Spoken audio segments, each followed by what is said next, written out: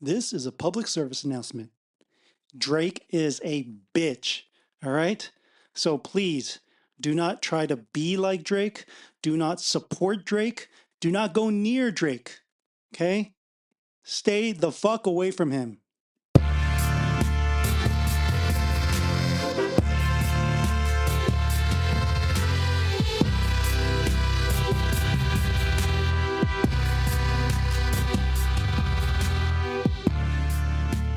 All right. Here we go. This is a bonus episode. This probably would have gone into a Tuesday tirade at some point, but I think it's important to talk about it right now.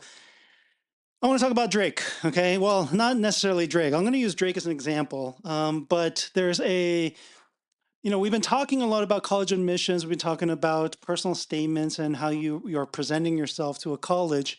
And I think one thing that I haven't emphasized enough is that colleges are looking for more than just academic ability, right? They're wanting people that they can trust will be good people. Okay. They're wanting people that will represent the university well, people who will invent things that help a bunch of people. They're not looking for sociopaths. They're not wanting people that are going to destroy the world. They're not looking for just horrible people in whatever way that you're thinking of horrible people, right? And so this is why I think it's a good time to talk about Drake, because Drake is a horrible, horrible person. But see, here's the thing: my hate for Drake, it's not just like I just hate him and I hate his music. I mean, I hate his music. His music is trash, right? But it's more what Drake represents that I think we need to talk about and be aware of, because it's not just Drake, right? It's figures like Elon Musk and Bezos. And, I'm just talking about people that like everybody else would probably be familiar with, but there's people in my own lives where I'm like, don't be like that person. Okay. That's what I want to talk about. Okay. But I'm going to use Drake as an example because it's really easy to shit on Drake. Okay. Because Drake is such a horrible person and he puts his horribleness out there for the world to see. He's not like one of those people who are sneaky about it and doesn't hide it. He's just horrible, and then he just gets caught all the time because it's just out there. It's out in the lyrics of his music. It's out in all the things that he does. Okay, so what exactly is my issue with Drake? Okay, I am going to justify my hatred in the best way possible. Okay, but to do that, I need to give you a little bit of a background about myself. Okay, all right. So I grew up in the Inland Empire. Okay, and I grew up not like a lot of the classmates that went to that was from a middle class and had all their needs met. No, I lived in a shitty neighborhood. Okay, where there was violence, there was like daytime like holdups, stabbings, drive-bys, right? Theft was pretty common. Okay, if you don't know, like if you want to get a sense of the kind of environment I was in, right? The main place people in my neighborhood would go to shop is a Swam Meet, right? If that is any sort of indicator, okay? Like that's where I lived, okay? That's what I grew up with. I grew up without much of anything, okay? And when I went to school, it was pretty day and night that other students didn't have to struggle in the way that I did, right? I at least weren't, very familiar with people, at least in my circle, because I luckily was able to get into some of these more advanced classes in high school. And luckily, that kind of shielded me from being exposed to other people like me, where, I would have to starve some meals in order to have money to go out to watch a movie. Like that's how much that's what I had to siphon some of the money that my parents gave me for gas to try to save up a few dollars so that I could go out to eat, once a week, if that. And even then, it was like a fast food joint. Okay, like I'm trying to kind of paint a picture for you here, okay? And growing up in that environment, there was a specific type of music that really hit me to my core. Now, I listened to a range of different kinds of music. My parents tried to get me into classical, and it was kind of like a hit or miss with that. And I enjoyed a lot of rock music, right? In fact, I was growing up in a period where Nirvana came in, and punk rock also left a significant impact on me, right? Grunge music, right? All those things, right? But hip hop specifically gave me life in a way no other music did. Hip hop was like, it was like the music was my love language, right? That's what it felt like.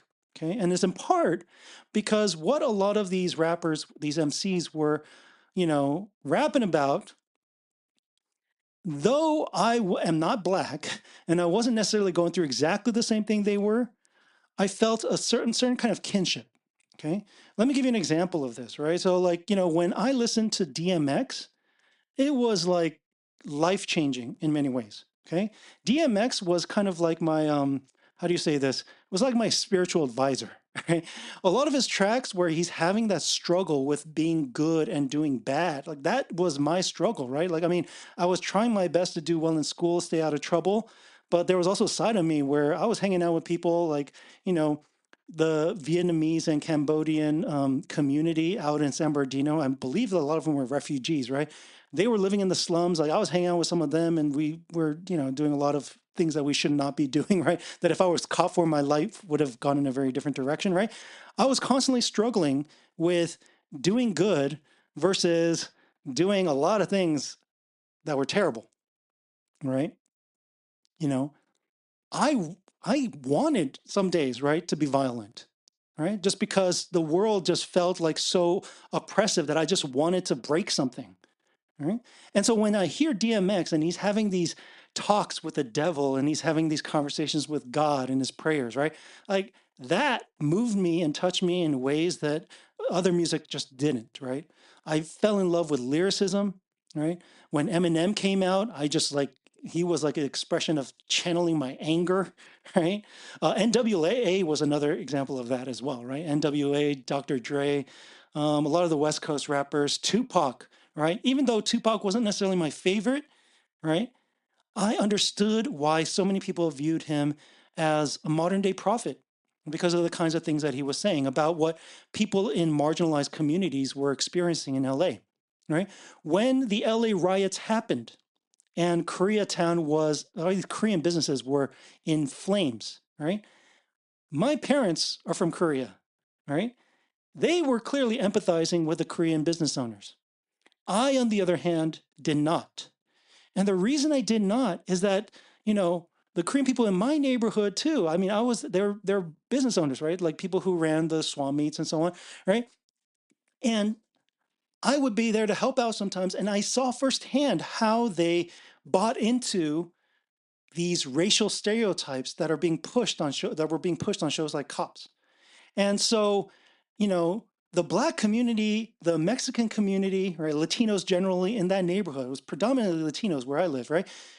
They were, you know, they were seen as bad people, suspicious, right? I remember at one time helping out, one of the business owners, a friend of my parents, right, at their work. And I was a kid at that time, and it was like an eye-opening experience, right? A Black person comes into the store and they told me explicitly to walk around, you know, be cool about it, right? Don't make it obvious, but make sure they don't steal anything, right? They told me that. And seeing that just enraged me.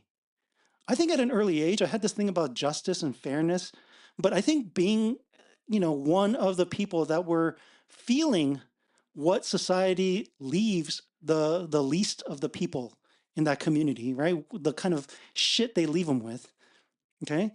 Like that made me want to side with the other marginalized communities that I face in the United States. And so hip hop has a kind of meaning to me that I think it might not have for everybody else, right? And for me, it wasn't just music. It was something, it was like a voice for the oppressed. That's what it felt like. It was a voice for the oppressed. And that's part of the reason that although I accept that hip hop has a portion where there's like that fun dance, right? Beats that you can really jive, you can really like jam to, right? Or whatever, you know, the party side of hip hop, right? Even though I acknowledge that that's there, even though I acknowledge that that's there, that wasn't what, for me, the core of hip hop was. It was about the lyricism. So if you look at my top list of like favorite rappers, right, it's going to include figures like Mos Def, right? Black Star, Talib Kweli, right? It's going to include like, Nas, right? Um, and it's going to include figures like, Biggie and Tupac, okay? Now, if you're somebody who values the culture in this way, when somebody comes in and uses it in order to benefit themselves, where it's solely focused on their own gain, to edifying themselves, to lifting themselves up financially, but in terms of fame as well, right? You are going to be, how do you say this? A little bit protective. I personally see the parallel, not the same, but I see the parallel with other kinds of cultures that people might truly value, right?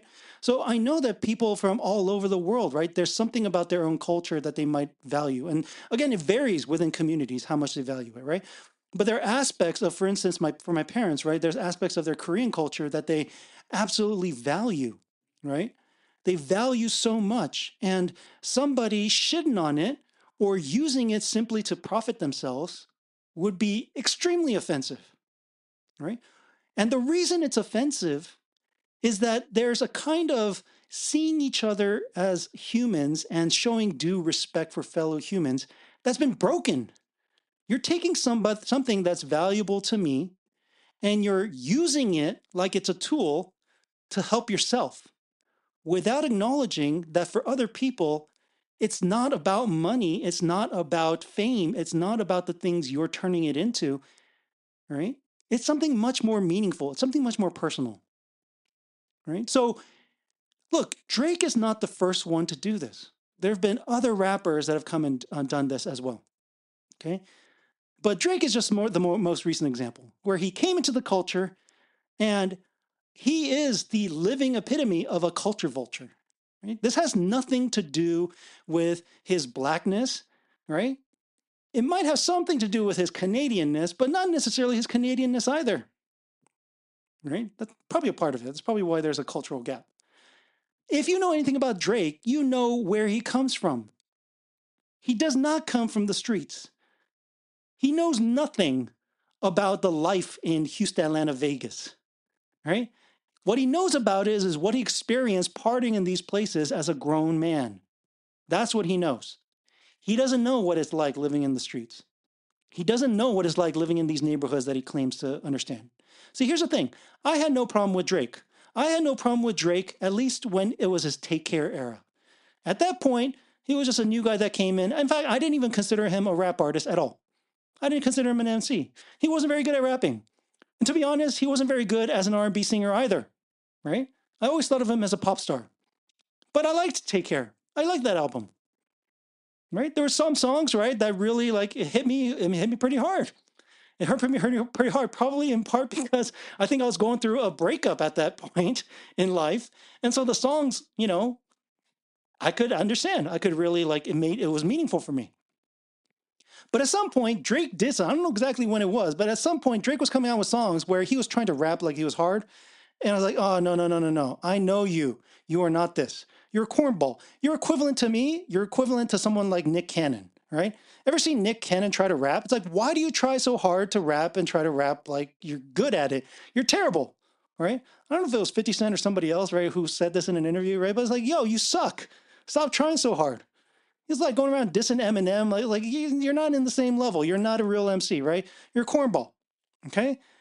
And Drake was doing the same thing. Oh, well, at least that's how I viewed him. And so when he was trying to be more than what he really was, that inauthenticity is offensive to hip hop. In hip hop, you could rap about stuff that is in your past and maybe it doesn't apply to you today. But one of the cardinal rules, for me anyways, in hip hop is you need to be authentic. Okay? You don't go in and you just fake shit. You don't fake shit. Okay?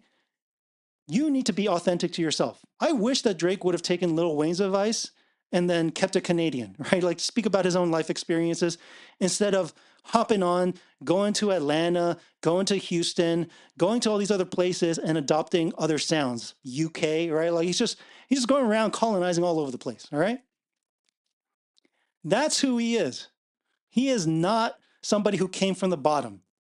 I knew instantly when I heard that song, started from the bottom, now we're here. I was like, you're full of shit. And that line specifically, it's offensive to people like me where I had to come from the bottom. I know what it was like. I know what it was like. Having days when you just weren't sure you could pay the rent, when you didn't know if you could pay the bills, right? Days when you're just like, I need to get out of this place because this place is sucking out the soul from me. Like you don't know what it's like. You didn't experience that. Okay. I'm not saying you didn't go through hard times, but you didn't experience that. So don't rap about no coming from the bottom. Okay. You know, I heard the Knife Talk song, right, with 21 Savage, and I was like, yeah, this is a good song. I just wish Drake wasn't on it. Right. And the reason for it is, I don't know, I honestly don't even know if, this is authentic 21 Savage, right? If 21 Savage is really this kind of person. But, you know, there's some kind of bravado that exists in all, hip hop, right? That's a part of it, right? But at least with Drake, it's like, yo, you're not that guy. You're not that guy. Every story that exists out there about you shows that you're not that guy. So why are you talking tough? Why are you talking knife talk? Shut the fuck up. I don't want to hear it. That's not you. So when the Kendrick and, Drake beef started happening, people were surprised to hear me being so adamant in my hatred for Drake. But I need you to understand something. I hated him long before this beef happened. I actually wanted him out of hip hop years ago. It has been over a decade now, man. I've been wanting him gone for a long time. I didn't want him profiting off of this music genre. I didn't want it at all. And here's the thing. I'm not even black. And I'm pissed off. Why? Because I actually care about hip hop. And I think anyone who actually does care about hip hop, like where it's actually meaningful, should hate Drake, should be offended by the kinds of things he does. Okay? So that's honestly, if you're talking about personal level, why I hate Drake so much, that's really the root of it. That's the root of it. Is I don't like people who are A, inauthentic, but B, inauthentic in a way that, takes advantage of other people, of other cultures, of things that have meaning for other people. I think it's disrespectful. I think it's offensive. I think people who actually care about hip hop, right, and are not just looking to make a dollar out of making hip hop music or participating in the hip hop community, y'all need to all hate Drake. Because Drake is that guy that comes in, the snake in the grass, that comes in and utilizes the culture in ways that he wants to without actually respecting and giving back to the community. That's a fucked up person. That's what that is. So if you want to know the root of my hatred, that's where it starts. But here's the thing. It doesn't end there. It doesn't end there because Drake is a horrible person on a lot of different levels. And so there's a lot of different reasons that I end up hating him. And the more I learn about him, the more I end up hating him even more, right? So like, for instance, I told you about how much I liked Take Care. And then come to find, The Weeknd had a major part in writing those songs. In fact, I'm firmly convinced that at least several of probably the bigger hits on that album were written by The Weeknd. And the reason I feel this way is that when I listen to the entire catalog of Drake's music and listen to the entire catalog of Weeknd's music, Take Care sounds like a Weeknd album. That's what it sounds like, doesn't it? You can't unhear it once you hear it, right? So if you are familiar with The Weeknd's music, go back and listen to Take Care, the entire album, okay? Tell me that 90% of that album don't sound like The Weeknd. It sounds like Abel. It don't sound like Drake everywhere else. There's some Drake there, but really it sounds mostly like a Weeknd album. So I believe the stories when they say, when Weeknd's like, yo, he took like half the album is mine, right? I believe that. I believe it because I believe in the actual work and how it compares to the other works that these artists have created. Okay. Now, why does this matter? Because, look, I am an academic, but it doesn't have to do necessarily with being in academia. I hate people who cheat. I hate people who steal and take credit for other people's work. I hate it. This is just on some moral principle shit. Okay. If you take my work and take credit for it, I am offended. Now, I'll be honest with you. I have made this mistake myself. And luckily, I have learned and grown from those mistakes. And I've been called out for it. And I appreciate that I've been called out for it.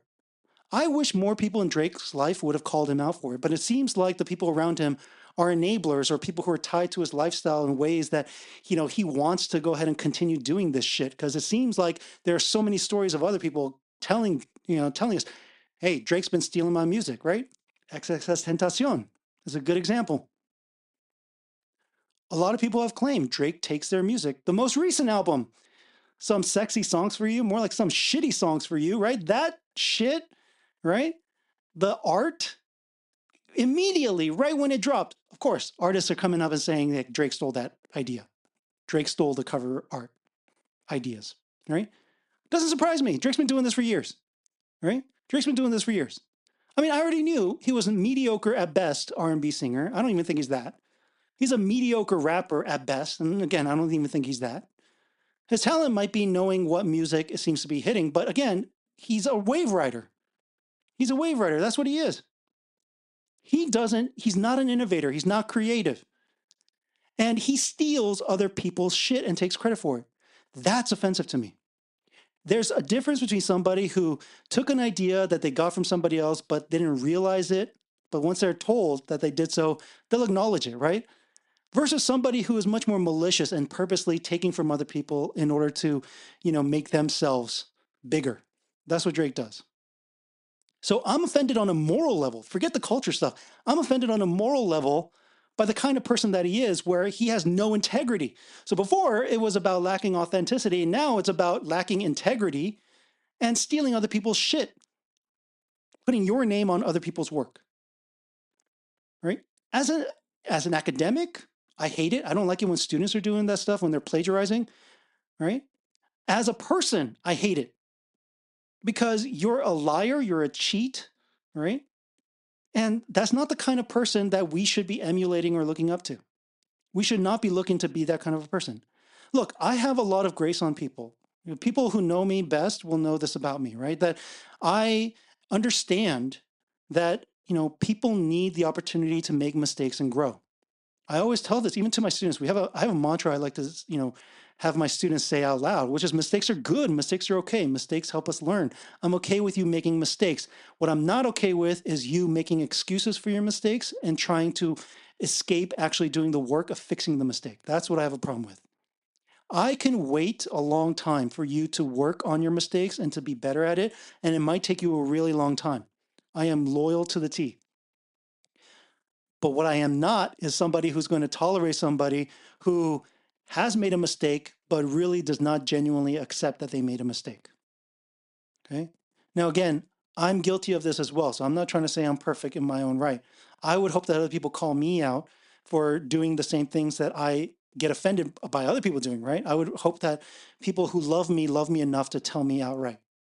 And I have learned, right, over the years to be able to receive that without being overly hurt and offended and taking it out on the messenger. Rather, they're there to love me.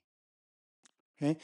I would hope the same for Drake, because clearly something's not getting through. And he continues to go around stealing other people's shit. Okay. So let's see. We're already at lacks authenticity, lacks integrity. A lot of these kind of overlap, I feel like, right? But here's the other thing. There's a kind of emotional immaturity that Drake displays, and he does not hide it. I don't know why people have a hard time seeing it. I saw it fairly early on. I don't know why people have such a hard time seeing it, but his emotional immaturity is ever so present in the lyrics of his own music. The things he actually, raps about, I feel like that's the kind of stuff that people should be experiencing and going through and learning from while they're in their teen years, in their 20s. Not when they're near 40 and a grown, full-ass man. Okay? Now, this is not just about Drake. I do know, because I've mentioned this before, that I've been going to therapy for over 10 years now, right? That emotional maturation, that growth doesn't happen overnight. It takes years of working on yourself to really grow in these ways. And it doesn't happen just by living life and having experiences. It requires you to reflect on those experiences and really to sit with your own shit. That's what it requires. Okay. So most people from my experience did not have that. Most people don't do this.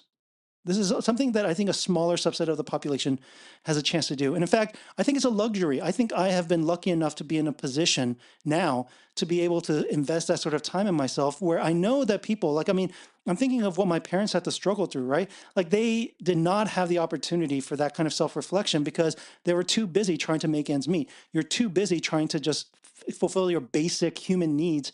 So you don't have time to do any of this. Like it's like extracurricular activity, right? Working on yourself in these ways. Plus, therapy is expensive, right? Hiring a professional gets really expensive. So, there are a lot of reasons that people are not able to do it. So I'm not expecting this of everyone. Okay. But what I don't want is for people to not acknowledge when there is this sort of emotional immaturity. And what I don't want is for people to emulate it or to look up to it as if it's a good thing. I don't know why Drake has so many of these dumbass loser male fans that look up to him. It makes absolutely no sense to me because when I see Drake, I see an immature little teenager that's still stuck in his teenage years, that feels so insecure that he is constantly feeling slighted by other people, constantly pointing his finger at other people's for his own misery without realizing that a lot of the shit that comes on him is stuff that he brought on himself. He brought it on himself. There's so many stories about him going around being shady and, trying to get with, women that are already in a committed relationship to somebody else, right? That's some shady ass behavior. Look, if I had a friend like that, I don't want that friend around. Why would I want that friend around? Why would I want a friend around that I can't trust to be around my spouse or my girlfriend? Why would I want that? I don't want that, right? That's not a friend. That's a shady little piece of shit. That's what that is. And if you don't fix your behavior, if you don't fix your attitude, if you don't fix your approach, if you don't fix your mindset, we can't be friends. That just can't happen because I can't trust you. You're not a trustworthy person. And Drake is constantly using women in this way. And that emotional immaturity, I think, is reflected in why he has this propensity to be drawn to younger girls. I have a theory. It's just a theory. Somebody who's a psychologist, please, I want to hear from you, right? I have a theory about men or women who are into people that are much younger than them. Okay. I have a theory about this. Okay. I think that people are attracted to other people that are at the same emotional level as them.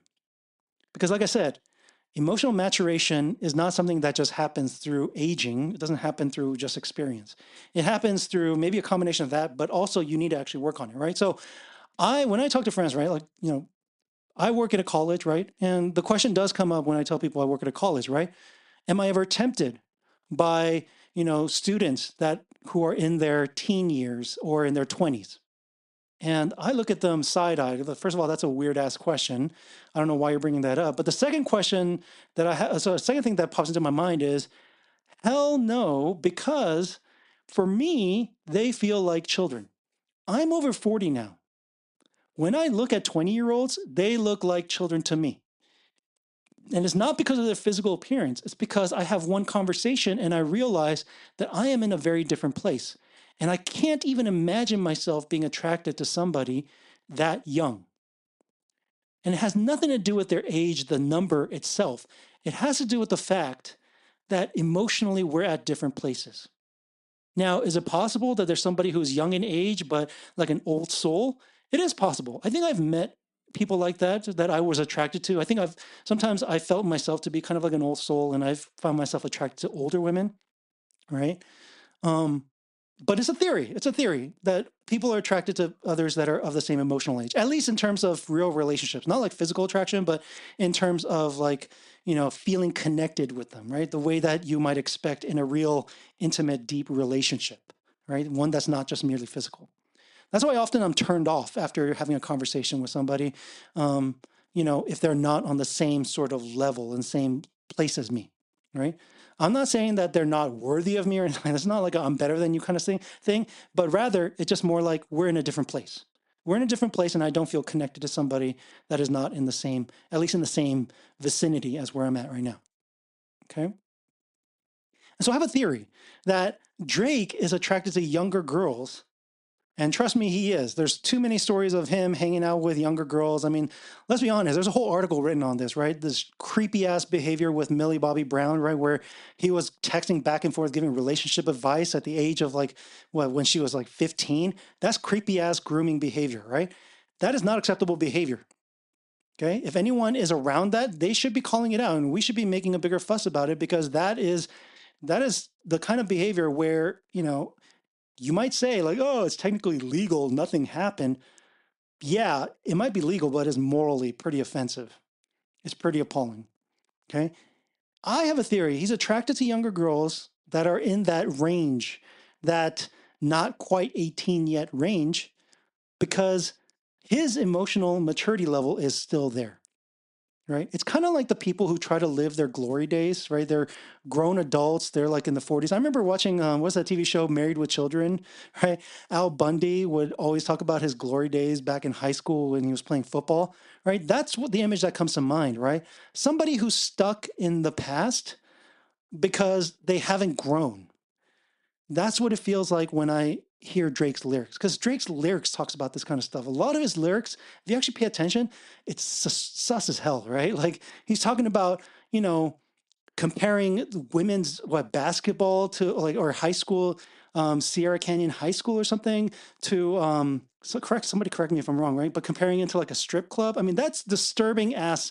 Like why did nobody call him out for that and make a big enough fuss about it? Like why didn't we, pack him out then? And so he just kept on going. And there's just so many lyrics you could point to where he's saying some really sus ass stuff about women.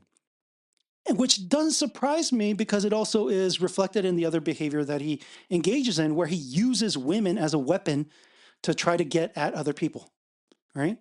He's doing that now. Like before, people are like, oh, like why is Kendrick going so hard on Drake? Drake tried to use Kendrick's fiance in this way. That's disgusting behavior. If he did that to me, I am coming after him and I am not holding back. There will be no mercy. I don't know if there's some cultural difference in how people think people think is appropriate way to respond, but I am not going to hold back. I'm going to do everything I can to respond with the same level of disrespect. I am not going to let it stand. Why? Because it's dirty behavior. It's morally offensive.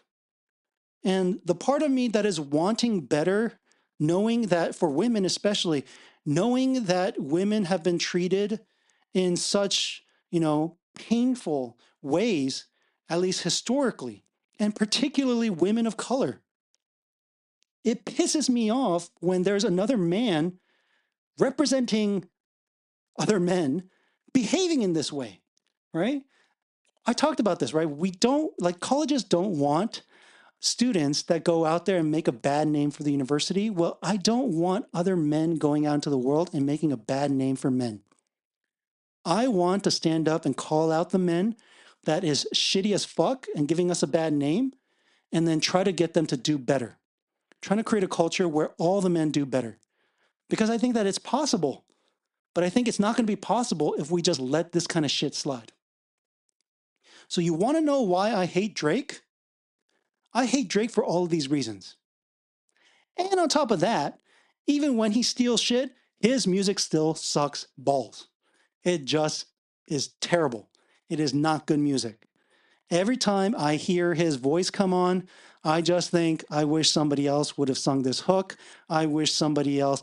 He might be a great writer. Maybe that's what he should focus on. He should be writing songs, but let other people sing, right? Let other people sing it. Let other people rap it. Because you're not it. You're not it. You're disgusting, right? Deadbeat, colonizing everything that Kendrick said in Meet the Grams, in Not Like Us, in Euphoria. This rings true to me, and it has nothing to do with my trust in Kendrick to tell the truth. It has nothing to do with that. It has to do with everything that I've seen out of Drake. Now, I don't know Drake personally, and maybe he is completely different than all the things he put out there. But here's the thing. Does it really matter when what he puts out there is the thing that's causing harm? Is the thing that's actually causing harm to hip hop, causing harm to women, causing harm to musical integrity? Doesn't matter if this is who he really is behind closed doors. Because what he's showing is a piece of shit. And that piece of shit has an impact. And it's a negative one. And it's one that I don't want to see anymore. So trust me, I say it wholeheartedly without any hesitation when I say, fuck Drake. And please, for the love of God, stay away from him.